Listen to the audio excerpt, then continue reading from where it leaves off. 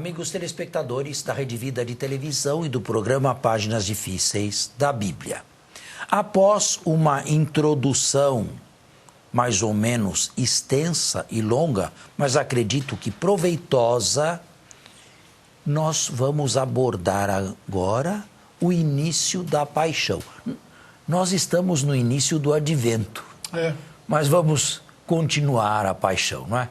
Eu já falei muitas vezes do advento, já falei muitos anos do Natal, acho que não é o caso de fazer um parênteses aqui e falar do advento. Então, vamos começar os 2 capítulos da paixão, que são os capítulos 26 e 27 de Mateus. Vamos lá. Bem, nós temos quadros introdutórios. O que vamos ver hoje, talvez sejam 2, não sei se vamos ver 2 ou 3 quadros introdutórios. Sem, naturalmente, ter que ler os títulos, começamos no capítulo 26, versículo 1 até o versículo 5. Esta é a primeira introdução. Vamos lá. Quando Jesus terminou essas palavras todas, disse aos discípulos: Sabeis que daqui a 2 dias será a Páscoa e o Filho do Homem será entregue para ser crucificado? Bem, aqui temos que parar já. Quando Jesus terminou todas essas palavras, que significa isso? Um perfeito domínio de si. Nada ficou por ser dito. Nada ficou pela metade. Em segundo lugar, Jesus diz a seus discípulos: sabeis que daqui a 2 dias será a Páscoa. E agora, Mateus começa a ser cronológico. E o Filho do Homem será entregue. Ou seja, Jesus é Senhor de si. Jesus disse tudo o que tinha que dizer em Mateus como catequese aos discípulos. Agora, sempre com perfeito domínio da situação, ele se encaminha para realizar a vontade do Pai. Esta hora não é a hora dos inimigos de Jesus, não é a hora de Judas, nem é a hora de Caifás ou de Pilatos. É a hora do Pai que Jesus intui ter chegado a ele perfeitamente. Portanto, o evangelista teve todo o cuidado em sublinhar o senhorio de si com que Jesus vai à paixão. Então os chefes dos sacerdotes e os anciãos do povo... Chefes dos sacerdotes e anciãos do povo. Mateus aqui quer significar e quer falar do sinédrio. Ele era composto de 70 anciãos, aristocratas, nobreza, sobretudo os anciãos e a aristocracia, sempre convocados pelo sumo sacerdote. Congregaram-se no pátio do sumo sacerdote, que se chamava Caifás, e decidiram Caifás juntos... foi sumo sacerdote em Jerusalém, exerceu o sumo pontificado em Jerusalém do ano 26 do ano 15 a 36. Foi o pontificado mais longo. Bem, alguns afirmam que ele realmente começou em 18, mas de 18 a 36 foi um longo pontificado. Foi o pontificado mais longo, e isto mostra a influência, o peso político e o jogo de cintura que este Caifás deveria ter com as autoridades romanas, com os procuradores romanos. E nos últimos 10 anos, ele caminhou par e passo com Pilatos. De 26 a 36, os dois exerceram, cada qual a sua função conjuntamente. Eram velhas raposas. Se detestavam mutuamente, o romano e o judeu, mas sabiam perfeitamente cooperar juntos quando se tratava do interesse de ambos. Quando Pilatos caiu em desgraça no ano 36 da nossa era, nesse mesmo ano caiu Caifás. Percebe o que significava andar de mãos juntas, mesmo detestando-se um ao outro? E decidiram juntos que prenderiam a Jesus por um ardil e o matariam. Diziam... Portanto, tomar uma decisão maligna, isto é, eliminar alguém que está incomodando. Diziam, contudo, não durante a festa para não haver tumulto no meio do povo. Esta frase última é importante, não durante a festa. Esse plano não será levado a bom termo, será durante a festa. Eles não queriam, mas vão ter que modificar o plano, porque era desígnio de Deus, e o evangelista mostra isso nas entrelinhas, que Jesus fosse entregue e executado e crucificado durante a festa. Percebe? Sim. Como a teologia caminha nas entrelinhas?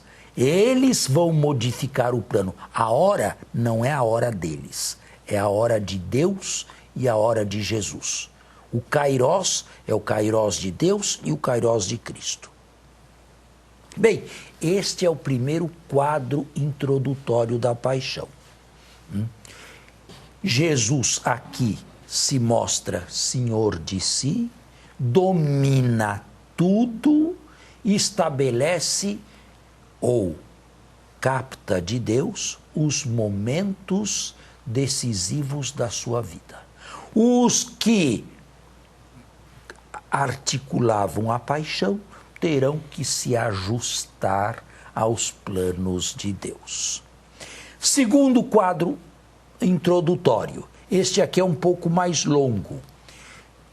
Vai do versículo 6º até o versículo 13.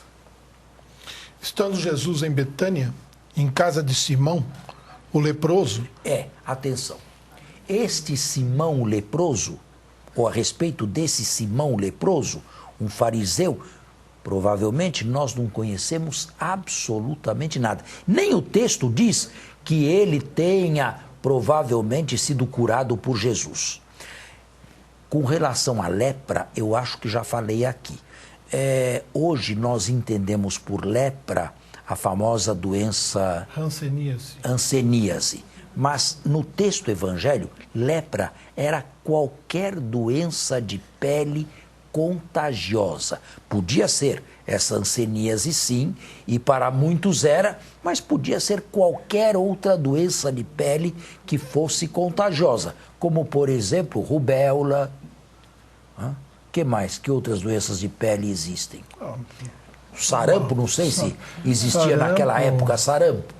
Não sei. Eu não acredito que na antiguidade existisse sarampo, mas é uma doença de pele também. É uma doença. Catapora, doença de pele. Não sei se essas doenças existiam na antiguidade. Entre os índios aqui no Brasil, parece que não existiam.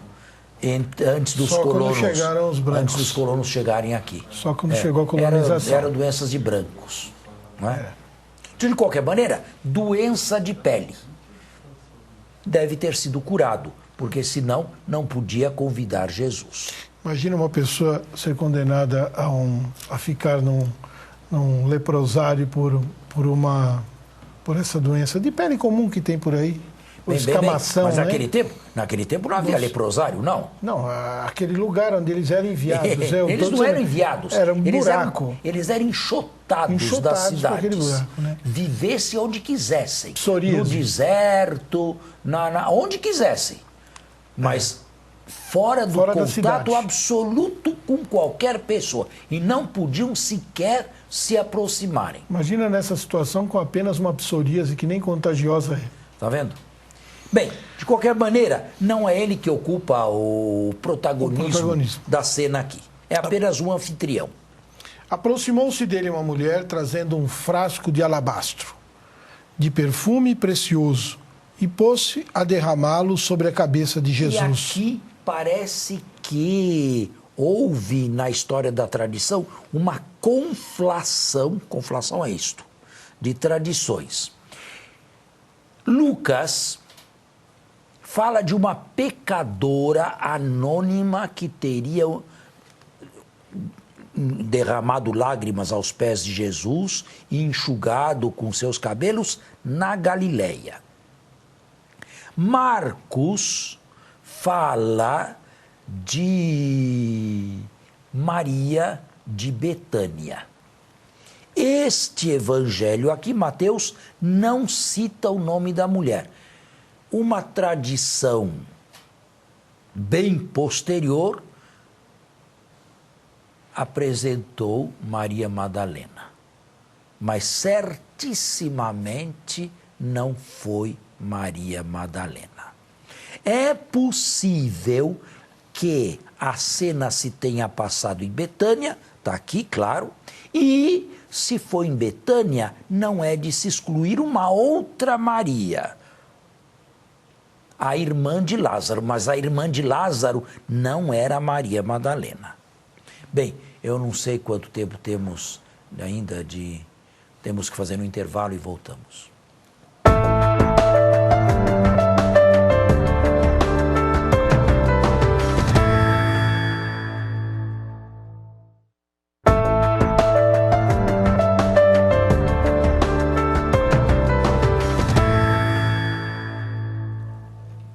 Para fazer um pouco de luz no que eu acabei de dizer no bloco anterior, existem 3 mulheres. Existe uma pecadora anônima, que é mencionada no Evangelho de Lucas, capítulo 7, na Galileia, que chora os seus pecados aos pés de Jesus. Existe em Betânia uma mulher, Marcos a chama Maria, João está na mesma direção, e esta parece ser a irmã de Lázaro. E existe uma terceira Maria, que não é nenhuma nem outra, mas que é Maria Madalena. Sempre a primeira a ser nomeada nos relatos da paixão e da ressurreição. Bem, continue. Enquanto ele estava à mesa, ao verem isso, os discípulos ficaram indignados. Bem, naturalmente eu fiz uma parte aqui, acho que a fase ficou truncada. Ficou meio estranha. Leia novamente. Estando Jesus em Betânia, em casa de Simão, o leproso, aproximou-se dele uma mulher trazendo um frasco de alabastro de perfume precioso e pôs-se a derramá-lo sobre a cabeça de Jesus, enquanto ele estava à mesa. Ao verem isso, os discípulos ficaram indignados e diziam: a troco do que esse desperdício? Pois isso poderia ser vendido bem caro e distribuído aos pobres. Mas Jesus... Bem, aqui a indignar-se são os discípulos. No Evangelho de João, a se indignar é Judas. Aqui são os 12. Lá é Judas. Marcos diz que Mateus não, mas Marcos, que é a fonte de Mateus, afirma que este perfume havia custado 300 denários. Um denário era o preço de um dia de trabalho de um trabalhador braçal. Portanto, 300 denários é quase um ano de trabalho de um trabalhador braçal. Um perfume caríssimo. Um preço inimaginável. Daí há uma certa reticência aqui dos 12, em João de Judas. Bem, não deixa de ter uma certa razão o choque dos discípulos aqui.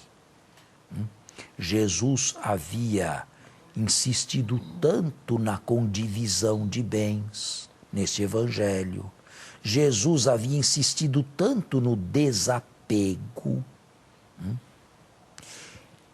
Mas agora recebe um banho de 300 denários, quase um ano de um trabalhador braçal na Palestina do seu tempo.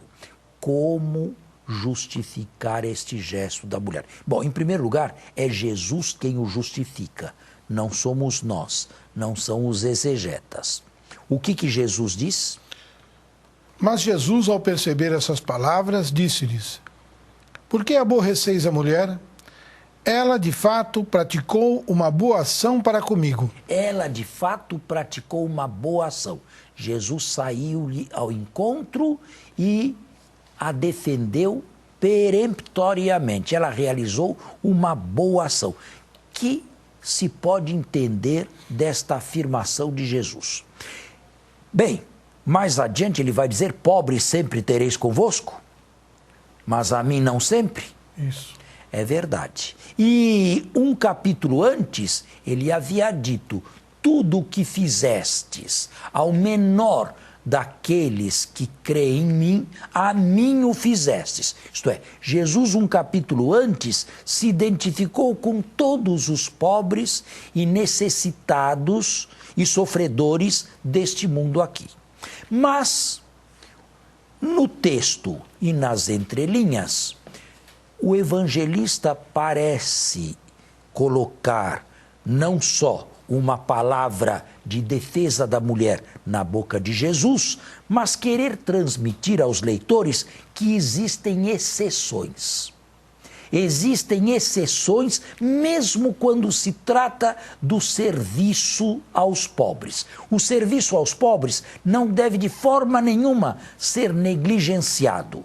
Nem de forma nenhuma deve ser banido ou desprezado. Mas há uma exceção. A exceção é o próprio Jesus. A exceção é uma ação boa, feita com pureza de coração ao próprio Jesus. Agora, esta mulher poderia ter o que em mente ao ungir Jesus? Ela poderia ter em mente uma unção messiânica, mas não acredito que ela pensasse numa unção régia ou messiânica. Ela podia ter em mente uma unção fúnebre. E de resto, quando Jesus foi descido da cruz, parece que não houve tempo de embalsamá-lo, ou pelo menos perfumar o corpo, como era costume, por causa da pressa do dia seguinte, o sábado e a Páscoa naquele ano. E ele já saberia disso. Para Jesus, que sabia que havia chegado a sua hora, aquela mulher, sem o imaginar, Sim. preparou-lhe o corpo por antecipação para a sepultura. Por isso ele admitia. Portanto, na mente de Jesus, ela estava antecipando uma honra fúnebre que ele, Jesus, não teria após a morte. Essas mesmas mulheres vão aparecer no final, com aromas para ungir o corpo de Jesus, passado o sábado, no primeiro dia da semana, mas encontraram o sepulcro vazio.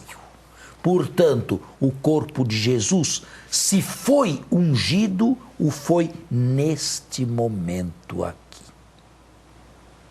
Está bem claro? Claro, eu acho que os próximos versículos vão de encontro aí com o que o senhor está explicando. Mas agora eu quero, antes dos próximos versículos, eu quero dar a importância feminina desta segunda introdução. Os discípulos vão desaparecer já já. Vão abandonar Jesus e vão debandar. Essas mulheres vão tomar o lugar dos discípulos. Elas aparecem aqui e elas não desaparecem mais da trama da paixão. Elas, não eles, estão aos pés da cruz de Jesus e elas, não eles, receberão a primeira aparição de Jesus ressuscitado nas cercanias do túmulo encontrado vazio. Certo. Na verdade, sempre tereis os pobres convosco, mas a mim nem sempre o tereis. E esta é uma frase forte que teve um efeito terrível nos pobres, não é?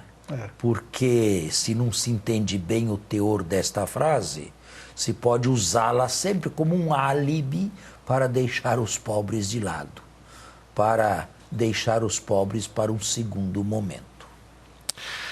Derramando este perfume sobre o meu corpo, ela o fez para me sepultar. Então, Jesus, e apenas Jesus, descobriu o gesto da mulher. Talvez o gesto da mulher fosse simplesmente honrar Jesus, manifestar apreço por Jesus. Mas para Jesus era alguma coisa mais profunda que ela não podia imaginar. Mas fez sem o imaginar. Em verdade vos digo... E agora esta frase aqui é final e é importante. Em verdade vos digo que onde quer que venha a ser proclamado o Evangelho, em todo o mundo... Aonde quer que venha a ser proclamado este Evangelho aqui, o que significa que a paixão é um Evangelho também. É um Evangelho. É uma boa nova para a nossa salvação. E onde a paixão, este Evangelho for proclamado... Em todo o mundo, também o que ela fez será contado em sua memória. Aí está. Esta é a segunda introdução. Jesus não nos manifesta o nome dessa mulher, mas aprova o gesto e afirma que esse gesto não será esquecido de ninguém que receber este Evangelho da paixão no mundo inteiro, em sua memória. Bem, estamos no final da segunda introdução. Queria começar a terceira introdução, mas o nosso programa por hoje está encerrado. Muito obrigado. Até a próxima. Bom final de semana a todos e até a próxima sexta-feira, se Deus quiser. Bom domingo a todos. Até a próxima sexta.